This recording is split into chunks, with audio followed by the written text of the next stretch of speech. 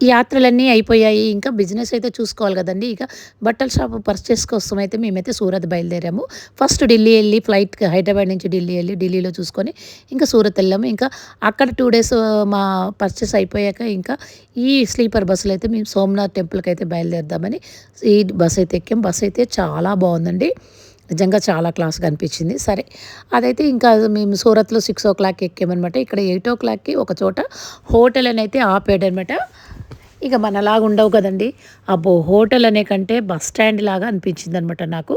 Bus స్టాండ్‌లోనే food పెట్టారేమో అనిపించింది. ఇక ఏదో ఒకటి తిందామని రోటీ అయితే తినేసి ఇంకా ఎర్లీ మార్నింగ్ 4:00 అయితే సూరత్ వచ్చేసి ఇంకా హోటల్‌లో రూమ్ తీసుకొని ఫ్రెష్ అప్ అయ్యి ఇలా దేవుడి బొట్టు అయితే పెట్టించుకొని స్వామివారికి పూల గజ్ర అంటే పూలదండ. గజర అంటే చాలా పెద్దగా ఉంటుంది కదండీ! అలా పూలదండ అయితే తీసుకొని ఇంకా స్వామివారి గురించి అయితే బయలుదేరాము. అయితే పాత శివలింగం. సోమనాథ్ టెంపుల్‌లో పాత శివలింగం అయితే ఇక్కడ ఉంటుందండి. ఇంక దానికోసమైతే ఇంక నేను అభిషేకం అయితే మన చేతులతో ఇక్కడే చేయగలుగుతాము.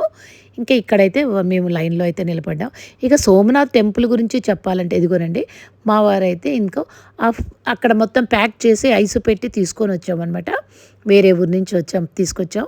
కాబట్టి అదంతా ప్యాక్ అంతా ఓపెన్ చేసి అంతా కరెక్ట్‌గా ఎలాగైతే పెట్టారనమాట. ఇంకా సోమనాథ్ టెంపుల్ గురించి అయితే వివరించాలంటే సోమనాథ్ గుజరాత్‌లోని పరోల్‌పూర్ అనే గ్రామంలో అయితే ఉందండి. ఇది భారతదేశంలో ఒక ఒక ప్రత్యేకమైన ఒక ప్రధానమైన పుణ్యస్థలంగా గుర్తించబడిందనమాట. ఇది సూర్యవంశీకులు ఈ దేవుడికి ఇక్కడ ఈ ప్లేసు ఇదంతా అంకితం చేసిందని వాళ్ళు పూజించే వాళ్ళని కూడా చెప్తూ సూర్యవంశీకులు వీళ్ళు పూజలు చేస్తూ ఇక్కడే వాళ్ళు అంకితం చేసిన ఈ ప్రత్యేకమైన దేవాలయము అని చెప్తూ ఉంటారన్నమాట. అయితే ఇది కృష్ణుడి ద్వాపర యుగంలో ప్రారంభమైందని కూడా చెప్పబడుతుందన్నమాట. ఇది అందరూ అనుకుంటూ ఉంటారండి. అయితే ఇది ఎన్నోసార్లు ఈ టెంపుల్ ప్రతిసారి కొత్తగా కడుతూనే ఉంటారు. ఎందుకంటే ఈ అప్పట్లో రాజులు వాళ్ళు ఒక్కొక్కళ్ళు దాన్ని నిర్మాణం అయితే చేస్తూ చేయబడిందండి ఇది. ఎందుకంటే ఇక్కడ అనేక దాడులు జరిగాయన్నమాట. ఈ టెంపుల్ ప్రధానంగా ఒక దేవాలయం మాత్రమే. అప్పుడొచ్చిన ముస్లిమ్స్ రాజులు కూలగొట్టారు, మళ్ళీ కట్టారు.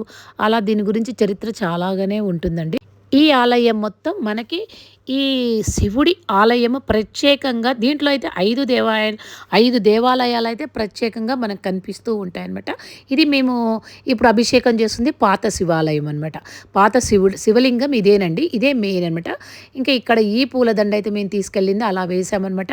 ఇంకా అంతలోనే వాళ్ళు వచ్చేసి లేదండి సాయంత్రం మేము అలంకరిస్తాము ఆ స్వామికి, అప్పుడు ఈ పూలదండ వేస్తాము ప్రత్యేకంగా, మీరు ఆఫీస్ రూమ్లో ఇవ్వమంటే సరేనని అలా మా చేతులతో అయితే మేము వెయ్యాలి కదా అని అలా వేసేసి ఇంకా తీసుకెళ్ళి మేము ఆఫీస్ రూమ్లో అయితే అప్పచెప్పామన్నమాట. ఇది చక్కటి యాత్రా స్థలం కూడా అండి. చాలా చక్కటి యాత్రా స్థలం. యాత్రికులు చాలామంది వస్తూ ఉంటారు. ఇక్కడ ఒక హిందూగా పుట్టిన ప్రతి ఒక్క మనిషి ఒక్కసారైనా జీవితంలో రావాలని అంటూ ఉంటారు. ఎందుకంటే 12 జ్యోతిర్లింగాల్లో ఇది ఒకటి ప్రత్యేకమైన జ్యోతిర్లింగం. సాక్షాత్తు ఆ శివుడి రూపమే ఇక్కడ కొలువై ఉందని చెప్తూ ఉంటారు. ఎంతోమంది అనేక సార్లు నాశనం చేస్తే మళ్ళీ పునర్నిర్మాణం అయితే జరిగింది. 19వ శతాబ్దంలో అయితే ఇది నిర్మించబడిందని చెప్తూ ఉంటారు. లక్షలాది ప్రజలైతే ఈ టెంపుల్కి అయితే దర్శించుకోవడానికి వస్తూ ఉంటారనమాట. ఇంకా 3 రోజుల్లో శివరాత్రి అయితే ఉంది. ఆ టైంలో అయితే మేము వెళ్ళామన్నమాట. ఇలా చూసారా మేము దండ అయితే అలా తీసి మళ్ళీ శివుడికి వేసేసి అక్కడ అప్పచెప్పేసి ఇంకా పైకి వెళ్ళాలండి. దర్శనం అయిపోయాక పైనుంచి మళ్ళీ కిందికి రావాలన్నమాట. ఇది దర్శనం అయిపోయాక అలా వెళ్తూ ఉంటారు జనం.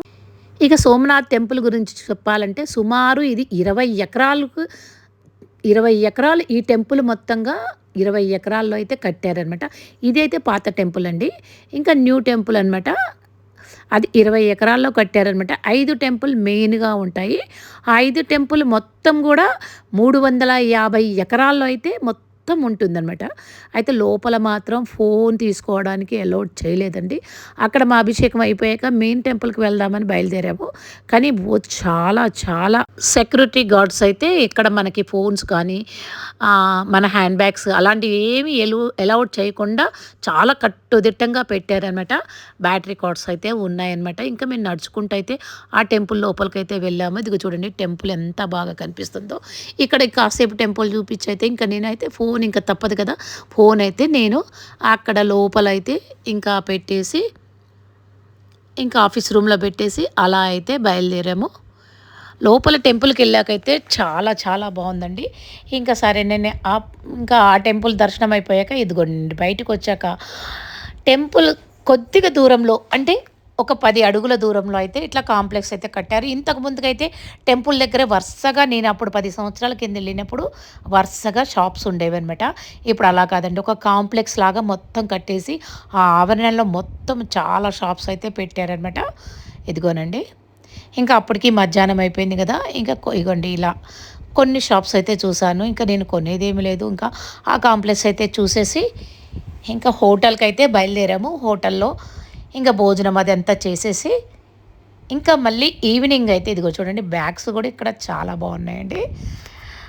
ఈ ఇక షాపింగ్ చేసే లేడీస్కి అయితే ఇక్కడైతే మినిమం 2-3 అవర్స్ అయితే పడిపోతుందనమాట. అంత చక్కగా ఉన్నాయన్నమాట.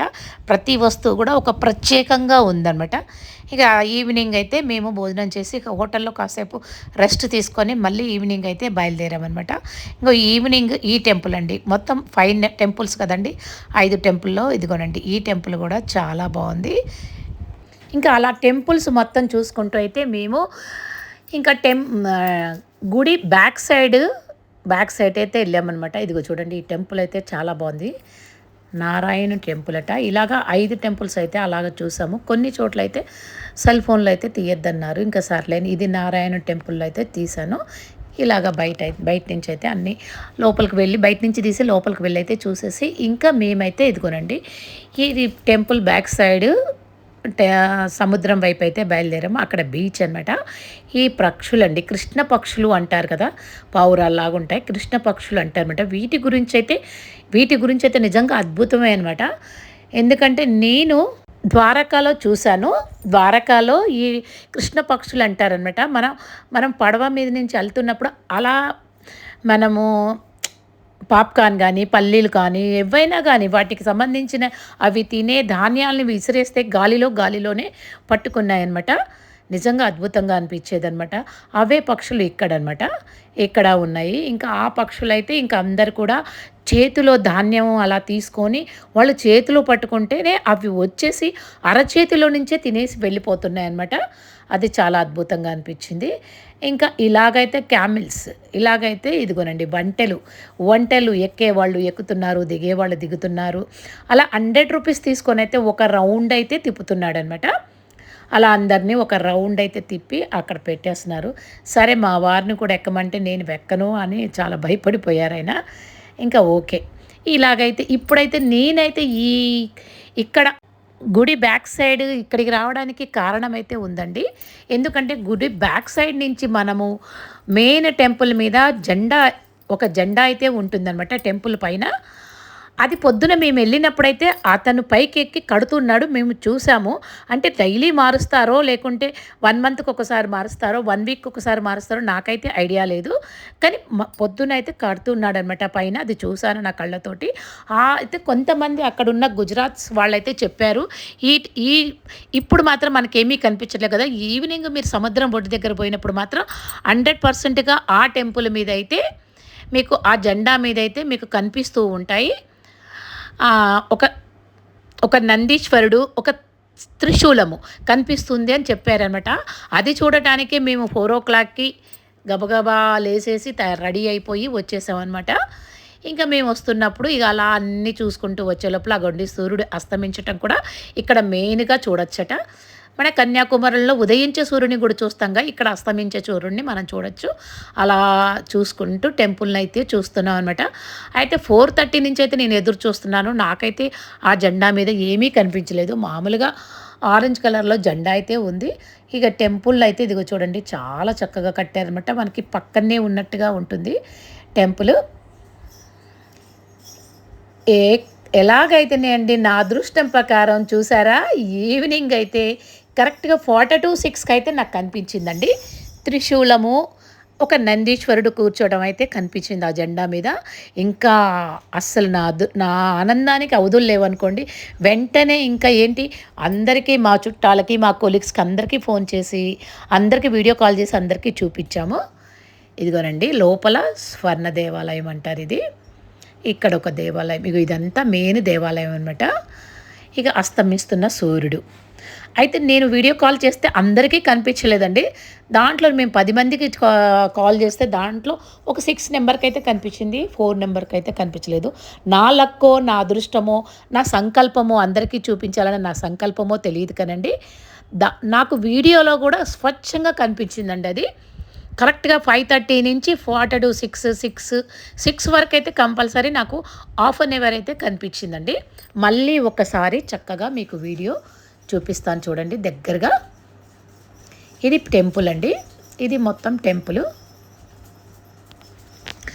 టెంపుల్ కూడా అండి మనకి అస్సలు కలర్ ఏమాత్రమైన కలర్ ఉండదు. ఒరిజినల్ కలర్ తోటే చాలా చక్కగా కనిపిస్తుంది. ఇప్పుడు మనం ఇదంతా చూసుకొని వెళ్ళినాక ఈవినింగ్ అయితే లేజర్ షో ఉంది. అదిగో చూడండి, ఇదిగో చూడండి లైట్స్ వేశారు. ఇప్పుడిప్పుడే అస్తమించిపోతుందనమాట. అది నాకు కనిపించడం మీకు కనిపిస్తుందా? త్రిశూలము, నందీశ్వరుడు అక్కడ కూర్చొని ఉండటం. నేను వీడియోలో కనిపించదేమో అనుకున్నాను, చాలా చక్కగా కనిపించిందండి. ఇలా కనిపిస్తూ ఒక 10-15 మినిట్స్లోనే మనకు అసలు కనిపించడం మాయమైపోయిందండి. ఇంకా ఆ రాత్రి వెళ్ళి దర్శనాలు అయితే ఇంకా ఫోన్ అక్కడ పెట్టేసి ఇంకా దర్శనాలు అయితే చేసుకొని వచ్చామన్నమాట. ఈవినింగ్ ఇంకా లేజర్ షోకి అయితే ఈ టెంపుల్కి వివరణ అనమాట. ఎప్పుడు పుట్టింది, ఎలా పుట్టింది, ఎవరు కూలగొట్టారు, ఎవరు కట్టించారు, ఇదంతా చరిత్ర అయితే చక్కగా చూపిస్తారనమాట లేజర్ షో. మాకైతే రెండో షో అయితే దొరికింది. మాకు రెండో షో అయిపోయే వరకే 10:30 అయితే అయిపోయిందనమాట. 9కి అయితే రెండో షో స్టార్ట్ అయిందనమాట. ఫస్ట్ షోకి అయితే జనాలు బాగుండి దొరకలేదు. రెండో షో అయితే దొరికింది. ఇంకా సరే అది చూసేసి ఇంకా టెంపుల్ అంతా అంతా చూసుకొని ఇంకా ఆటోలో అయితే మేము రూమ్కి అయితే బయలుదేరామన్నమాట. ఈ హోటల్లో అయితే మేము భాష చేసాము. అది మేము ఉన్నామన్నమాట ఈ హోటల్లో. ఎర్లీ మార్నింగ్ 4 వచ్చాం కాబట్టి మాకైతే రూమ్స్ అయితే దొరకలేదండి. సరే ఈ హోటల్లో అయితే ఇంకా ఎప్పుడో ఒకసారి 9 సంవత్సరాలకైతే ఇక్కడ టిఫిన్ చేసాం మేము బఫ్ సిస్టంలో. అది గుర్తుపెట్టుకొని ఈ హోటల్కి అయితే వచ్చాము. 6,500 అయితే ఒక రూమ్ అయితే డబల్ బెడ్రూమ్ అయితే పడింది మాకు. ఓకే. ఇంకా 3 టైమ్స్ అయితే మాకు ఫుడ్ ఫ్రీ అన్నాడు. కానీ మేము మార్నింగ్ అయితే ఇంకా టెంపుల్కి వెళ్ళాలి కాబట్టి వాళ్ళు 7:00కి అలాగైతే బ్రేక్ఫాస్ట్ అరేంజ్ చేస్తానన్నారు. మేమైతే 6కే వెళ్ళిపోయాం. కాకపోతే బ్రేక్ఫాస్ట్ చేయలేదు. ఇంకా మధ్యాహ్నం లంచ్ అయితే చేసాము. ఇక రాత్రి డిన్నర్ అయితే ఇంకా టెంపుల్ అన్నీ అయిపోయాక 11 అవుతుంది. అప్పటికే అందరూ వచ్చేసి డిన్నర్ చేసి వెళ్ళిపోయారు. ఇంకా లాస్ట్ మేమైతే ఇంకా సరే ఆ లైట్గా అవి ఇవి అయితే డిన్నర్ చేసాము. ఈ టెంపుల్ అయితే చాలా బాగుంటుంది. ఈ వీడియో మీకు నచ్చితే ఒక లైక్ కొట్టండి, షేర్ చేయండి, సబ్స్క్రైబ్ చేసుకోండి ప్లీజ్ ఫ్రెండ్స్. ఇలా నా యాత్రలన్నీ మీకు చూపెట్టడంలో చాలా ఆనందం పొందుతానండి నేను. నా ప్రతి వీడియోలో ప్రతి యాత్ర గురించి నేను చెప్తూ ఉంటాను. అది కంపల్సరీ చూడండి, ఒక లైక్ కొట్టండి. Thank you.